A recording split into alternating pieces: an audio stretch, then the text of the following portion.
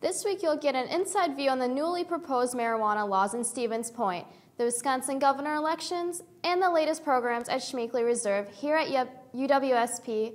All this and more coming up on SPTV News.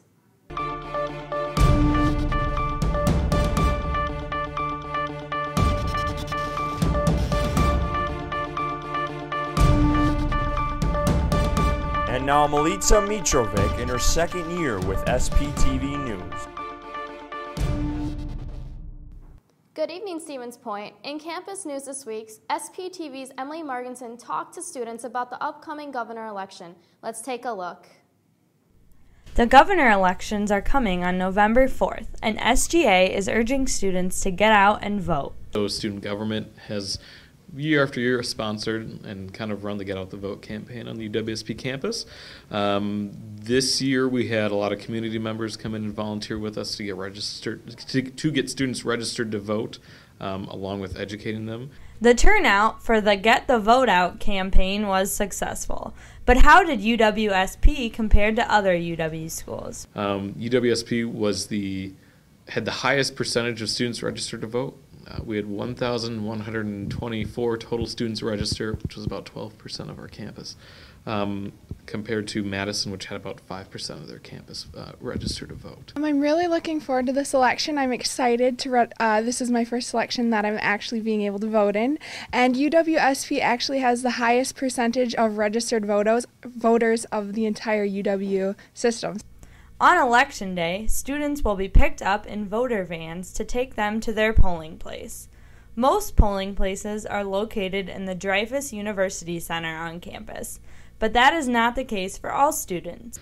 Well, SGA will have voter vans running around. We've got 4 pickup spots on campus, so we'll take students to and from the polls. Depending on where you live on campus, even if you're in one of the residence halls, you will not always vote in the DUC. Most of the residence halls do, but there are, like Watson and Thompson, vote at a completely different place. Many students who would still like to vote but did not pre-register can do so at the polling place. They will need to bring an ID and a proof of residency form that can be found on their MyPoint page. Essentially get your voice heard. A lot of times students especially are really apathetic to the idea of voting, and it's your civil duty and your civil right to register to vote, register and then participate in voting. It doesn't matter who you vote for, the important part is getting out and voting.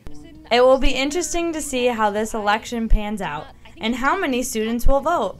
This has been Emily Marginson for SPTV News. Students can find their polling place by visiting the Stevens Point community website. Schmeeckley Reserve is offering events for the public to attend until the middle of December. This Friday will be held the candlelit hike held from 6 p.m. to 9 p.m. The Sculpture Park Secrets Tour will be on October 29th, followed by Fall Harvest Traditions on the 30th. Other events include Fly with the Monarchs, My Underwater Home, Who Goes There, What's the Buzz on the Bees, and more. All these programs offer insight into nature here in Stevens Point and are free of charge. The Arts Alliance of Portage County is pleased to announce the 9th Annual Central Wisconsin Film Festival, which will be held tomorrow evening at 7 p.m. The festival will feature award-winning independent films including shorts, documentaries, and featured films from directors from Wisconsin and all around the world.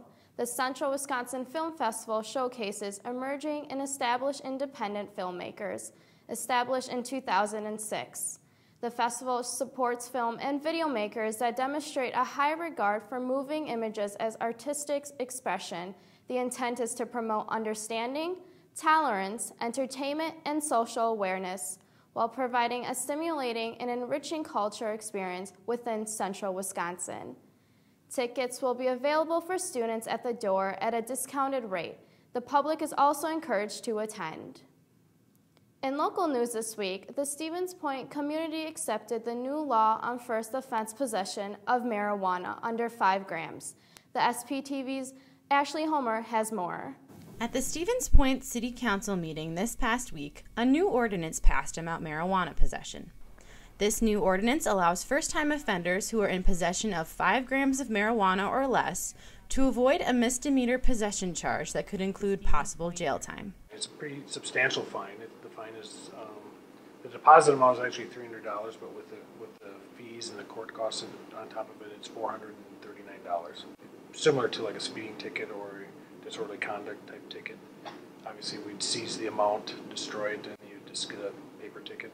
Possession laws in most of Portage County, including the city of Plover, had already been changed prior to the Stevens Point ordinance passing through the council. You know, there's been people that have researched it and they would like to change it to be more consistent with the statewide and in our local area. A lot of other agencies, Plover and Portage County Sheriff's Department also have ordinances for very small amounts of marijuana. However, the big question on everybody's mind is, why was this change made? Like I said, it's to give people a second chance, and we want to really focus on the rehabilitation aspect of drug use as opposed to the punishment aspect. Free up the court systems and the DA's office for these small amounts. So how did students on campus react to this new ordinance? Yeah, I think that it's great. I think that you shouldn't get fined, or at least it shouldn't go on your record if you get caught with under 5 grams of pot. It's just pot. I think it's very well known that in its current state, marijuana is illegal no matter what. So I don't see why people can't be arrested right away. A fine is great. Does it prevent people from doing it again? I don't think so. I think if people want to get high, they're going to get high. I think it's a good thing because, or could potentially be a good thing because I think that there's a lot of unnecessary criminalization with marijuana, you know, people being busted for when they're not distributing, not dealing, only, you know, recreational use. The feedback seemed to be mostly in favor of this change, but some are highly opposed to the lesser offense. You know, this isn't legalizing marijuana at all, but we still are holding people accountable for large amounts of marijuana. It's still going to be a criminal offense for over 5 grams. Only time will tell how this ordinance will affect Stevens Point and campus as a whole. For SPTV News, I'm Ashley Homer. This law has not yet been put into action, but will be announced very soon. Get the kiddies ready because community trick-or-treating is coming up as Halloween is soon approaching. In our area, Stevens Point, Whiting, and Plover will all be having trick-or-treating from 5 to 8 p.m. on Halloween night. The other times in Portage County vary a little bit over the course of the next week. Amherst will be the latest time for trick-or-treating on November 2nd from 3 to 6 p.m. I hope the weather cooperates for all those children trick-or-treating next week. Last week, we gave viewers an inside look into the Stevens Point Farmers Market. With the colder weather starting to approach, the market will be indoors until further notice. The market will now be located at 1332 Strongs Avenue in downtown Stevens Point. There will be a decrease in vendors since produce will be out of season soon, but there will still be some vendors there selling preserved goods. Be sure to check out the market on Saturdays from 9 a.m. to 1 p.m. In national news this week, a series of shootings in downtown Owata has left one Canadian soldier dead, and the search is ongoing to find all the suspects responsible.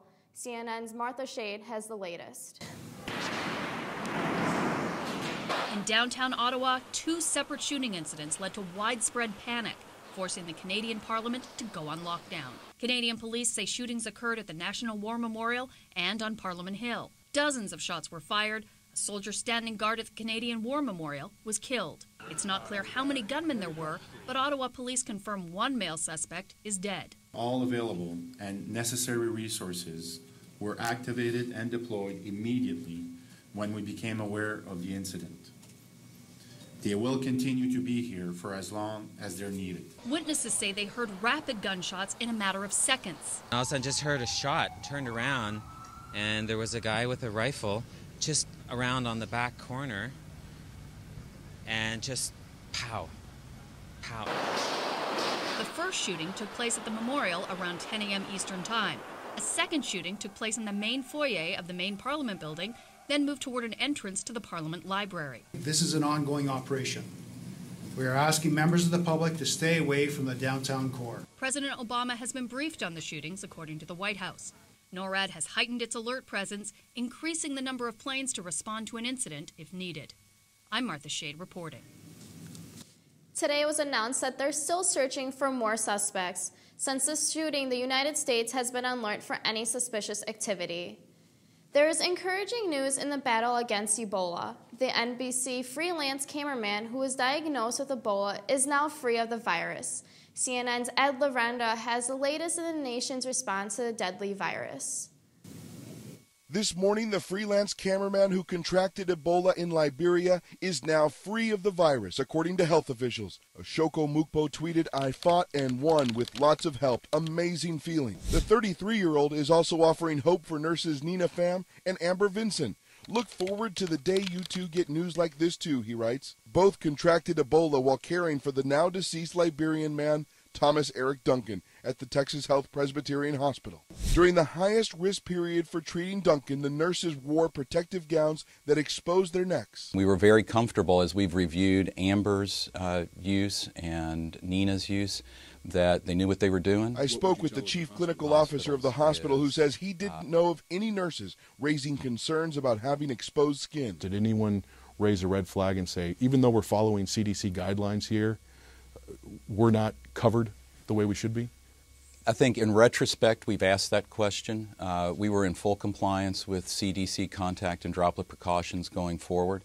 From the minute we had the diagnosis of Ebola. Since then, the CDC has updated its guidelines, fully covered protective gear from head to toe. Now Barbara's going to turn around so I can inspect her. But prior to prevention, it's detection. Varga admits Texas Health was ill-prepared and fell short in diagnosing the Ebola patient. We had all the elements of information that were critical to understand a potential diagnosis of Ebola, but then communicating the information between caregivers was not as front of mind as it should have been. Meanwhile, the Department of Homeland Security is ramping up its efforts.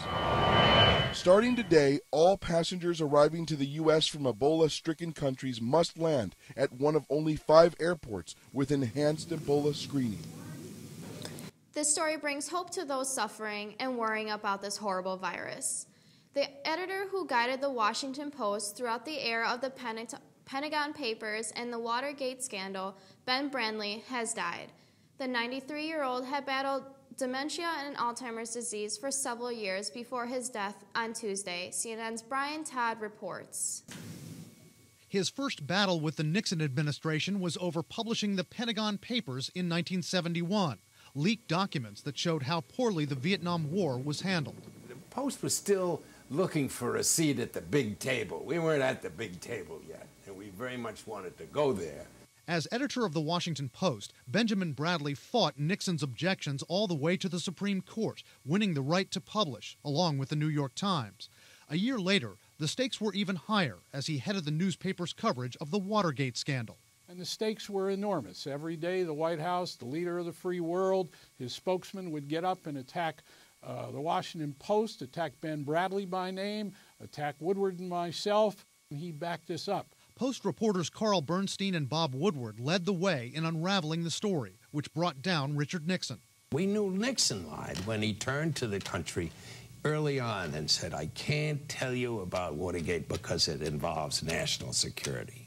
Ben Bradlee, Woodward, and Bernstein had help from a secret source codenamed Deep Throat. How much can you tell me about Deep Throat?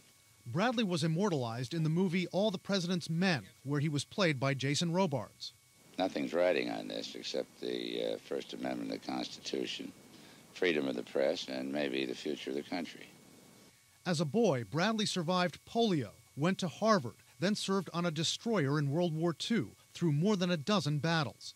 As a young reporter, he became friends with John F. Kennedy, who moved in on the same block when he first got elected to Congress. But Bradlee always maintained a healthy skepticism of Washington power players, which, if anything, only grew stronger over time. I think that there has been an enormous increase in not telling the truth, lying. A dapper presence in the newsroom, former colleagues described him as demanding but inspiring. Benjamin Crowninshield Bradlee.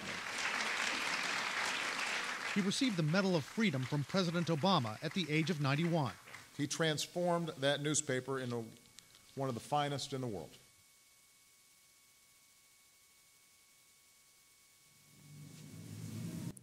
Bradlee's funeral arrangements have not yet been announced.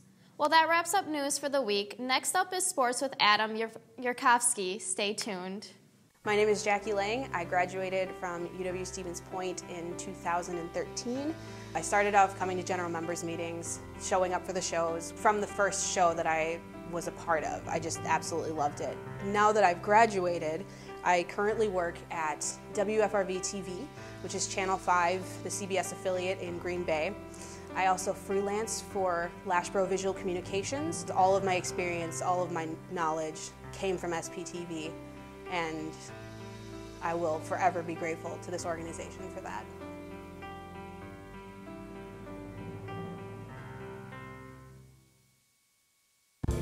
Hey you! Are you creative? Do you like television? Would you like to make a show that appears on air? Then SPTV is the place for you. At SPTV, you can appear on air, learn how to shoot and edit video, write and produce your own show, and most importantly, gain skills and experiences that will last a lifetime. Want to join us at SPTV?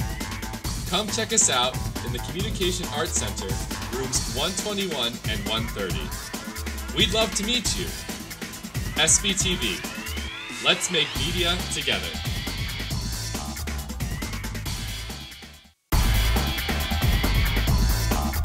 And now Adam Yurkovsky in his first year with your SPTV Sports.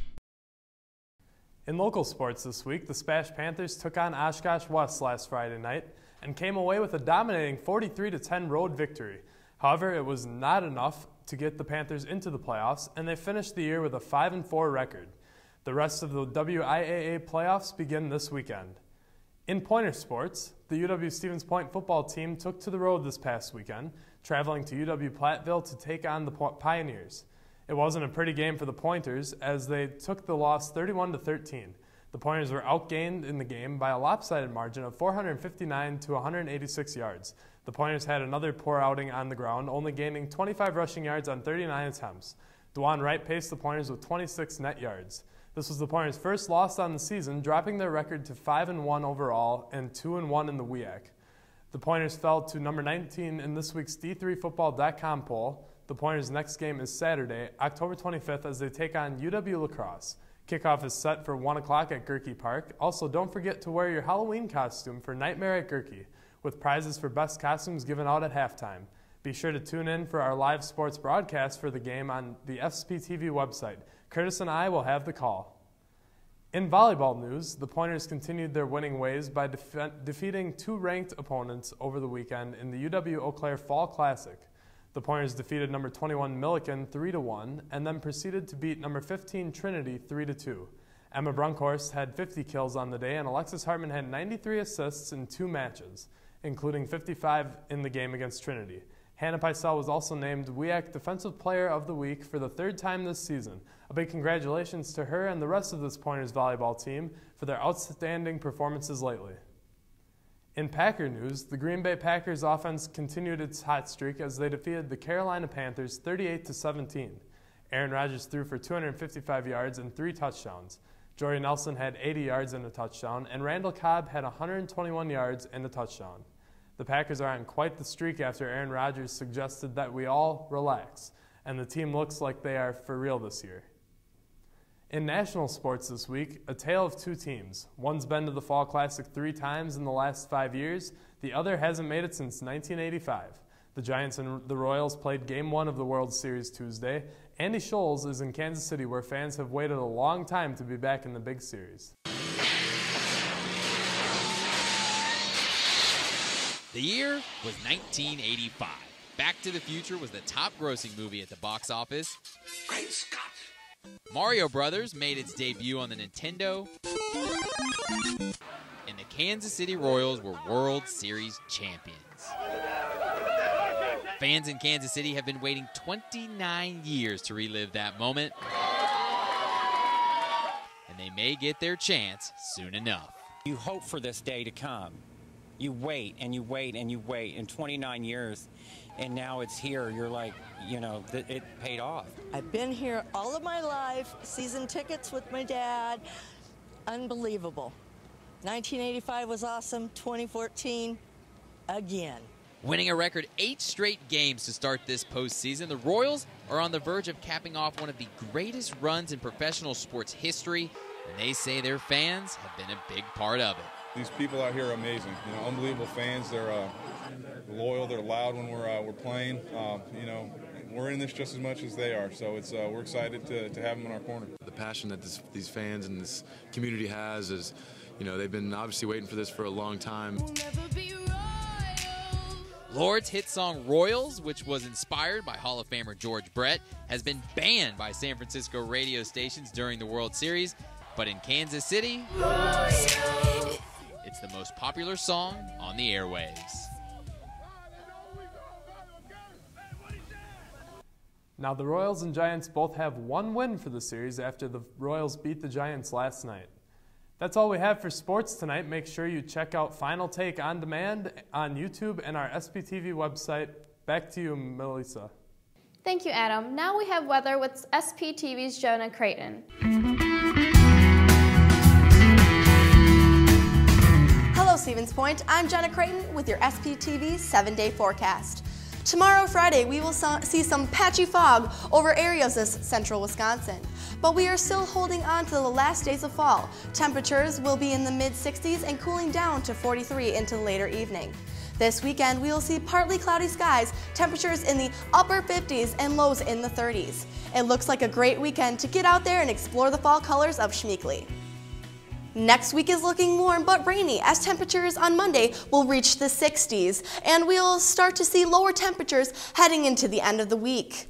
But things are looking up towards the end of the week with temperatures in the 50s, and skies should be perfectly clear. Now in national news, Hurricane Ana is weakening as the tropical storm is traveling further into the Pacific. The storm has affected the southwest area of Hawaii. Tropical storms warning still in effect for Kauai and Niue, as several national parks and beaches on both of the islands are closed. Rainfall is predicted to continue for the next few days as the hurricane moves away from the islands. It's a matter of on the order of 50 miles before we would have had the impacts being much stronger being felt on all the island chain. So yes, it was a fortuitous track. More storms look into Europe and parts of Asia. Japan is seeing its second typhoon this week.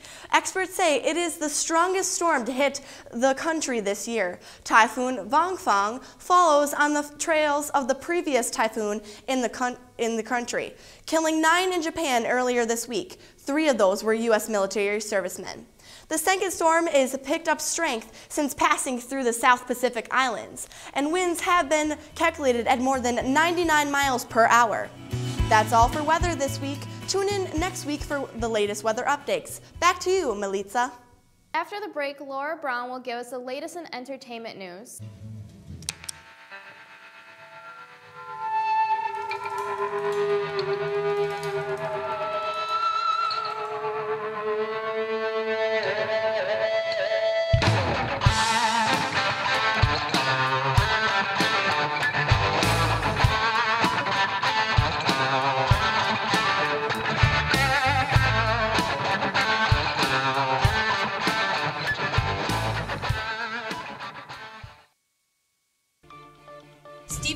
Loves SPTV News and the News' producers. Watch SPTV News weekly for breaking, campus, and local news across Stevens Point. Only on Charter Channel 983. The Love Doctor is in. Watch SPTV's new series featuring college dating advice, love confessions, and more. Michaela Hilgert is The Love Doctor. Watch the new series premiering this fall on SPTV Charter Channel 983. And now Laura Braun in her 4th year with your SPTV Entertainment. Welcome back. This past weekend was the opening for the UWSP Theater Department's Radium Girls. This performance is about Grace Fryer, who becomes ill with radiation poisoning caused by being in contact with radium-based paint she uses at her job. She has to fight a corporate cover-up in order to gain justice. With humor and heartbreak, Radium Girls tells the true story that shocked America in the 1920s. The play will be held tonight, Friday, and Saturday at 7:30 p.m. in the Jenkins Theater. Well, legendary fashion designer Oscar de la Renta has died at the age of 82. No official cause of death has been given, but Jason Carroll takes a look back at his life and career. Dressing women from the red carpet to the White House for nearly 50 years, legendary fashion designer Oscar de la Renta has died. The cause currently unclear. You are stunning in your Oscar de la Renta dress. So much. De la Renta's style spanning generations. Hollywood's elite, from Taylor Swift to Oprah Winfrey, draping themselves in his haute couture. HBO's hit series Sex and the City even centered an entire episode around one of his stunning creations. Oscar de la Renta, sleeveless silk file. Now that is pure poetry. The fashion icon's final masterpiece, Amal Clooney's gown for what was dubbed the celebrity wedding of the year. Oscar de la Renta was the ultimate diplomat for American fashion. He was among the generation of designers in post-war America who really came out from the back rooms and put their own names on the label. Originally from the Dominican Republic, De La Renta moved to New York in 1965, launching his own label and stitching his way into America's history forever. I am an unbelievable lucky man. I live in the best country that any human being can live. Though he had a reputation of dressing New York socialites, De La Renta also dressed every first lady since Jacqueline Kennedy. Hillary Clinton wore one of his gowns to Bill Clinton's second inauguration, as did Laura Bush for George W. in 2005. Even the current First Lady, Michelle Obama, could not escape the Sultan of Swab, donning her first De La Renta just this month. I think that it's a compliment to women, that in the United States we want to be proud of our First Lady, of how she looks. De La Renta had battled cancer in 2006 and appeared frail in recent appearances. He was best known for dressing some of the most prominent people across the globe. Well, a Florida mother has started a petition to remove some toys from the Breaking Bad TV show from children's toy stores. CNN's Gabrielle Saran has a full story. At Toys R Us in Fort Myers, down this aisle, you'll find what has one mom literally breaking bad about the show's action figures. It's about drugs, and they're selling it in a children's toy store. It's what the $17.99 lead characters are dressed and outfitted for that has Susan Shriver outraged. Knowing that those are the items that one needs to make meth, I just think that it's wrong. The Walter White toy dons a lab coat and comes with 2 beakers and a gas mask. His accomplice, Jesse Pinkman, chili pepper, his own mask, and he's wearing a hazmat suit. Kids mimic their action figures, if you will. You know, do you want your child in an orange jumpsuit? Shriver sure doesn't. On Saturday, after a friend called her upset about the dolls, she started this petition on change.org. What do you hope to accomplish? Just to get those taken off the shelf and put them in an appropriate store. Put them in an adult store. The petition has dozens of signatures and comments from around the country. It's all the same. It's wrong, wrong, wrong, wrong, wrong. But Shriver has nothing against the show. I thought the show was great. I thought it was a great show. It was, you know, it was riveting. She just believes the meth-inspiring toys aren't for children and hopes other parents find her petition persuasive. Do you think you can take down the Breaking Bad toys? I don't know. I would think that that would be awesome if I could do that, but you know, obviously I can't do it alone. Well, it looks like the petition worked. It was announced yesterday that the toys have been removed from the shelves of the Toys R Us stores. Well, Tuesday at 21st Century Fox debuted Simpson World, a website that lets fans stream every episode ever, more than 550 counting. All that is needed is a subscription to a participating cable or satellite provider. Fox's cable channel FXX brought the cable and online rights to past episodes of The Simpsons from Fox's studio division last year. The deal was reportedly worth $750 million. You can access the shows at simpsonworld.com or go to the FXX app. Well, that's all we have for SPTV News this week. For more updates, make sure to check out our website. To learn more about what happens at SPTV, make sure to check out our social media pages. Tune in next week for more SPTV News. Good night, Stevens Point.